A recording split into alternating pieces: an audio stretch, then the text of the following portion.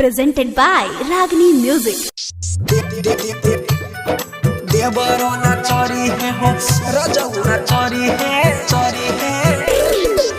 पहले मानी सालवार हो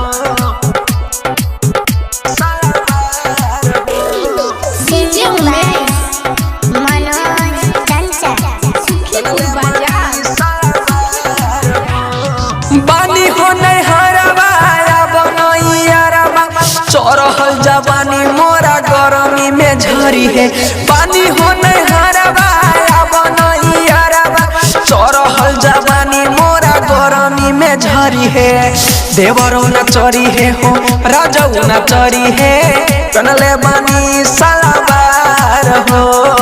राती के अनहरिया में आके तू यारवा मजा लाना तनी मार हो देवरो न चोरी है हो राजऊ न चोरी है कनले बानी सलवार हो recording by Ragini music studio Vishnupur बाजार डीजे उमेश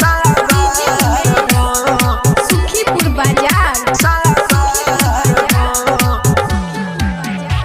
कि नैना तोहे खोजल भोरा भी ने सारावा साल भर पोयाल बानी हम हो नहीं हरावा नैना तोहे खोजल भोरा भी ने सारावा साल भर पोयाल बानी हम हो नहीं हरावा बानी तोरे आसे मोरब का पियासे टंकी में पानी साचो केहू नहीं डोली है देवरो न चोरी है हो रजऊ न चोरी है कनले बानी सलवार हो राती के अनहरिया में आके तू यारवा मजा लाना तनी मार हो देवरो न चोरी है हो रजऊ न चोरी है कनले बानी सलवार हो रिकॉर्डिंग बाय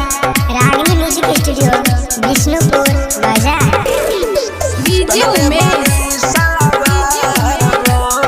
सुखीपुर बाजार असैया से बात खाली हो खेले कल से काम न चले राइटर अजय हल चल से राजा जी से बात खाली हो खेले कल से काम न चले राइटर अजय हल चल से मनोज देवरा बारा हो बहरवा दोनों रे करण अर्जुन केहू नहीं मली है देवरो न चोरी है हो रजऊ न चोरी है कनले बानी सलवार हो राती के अनहरिया में आके तू यारवा मजा लाना तनी मार हो देवरो न चोरी है हो रजऊ न चोरी है कनले बानी सलवार हो।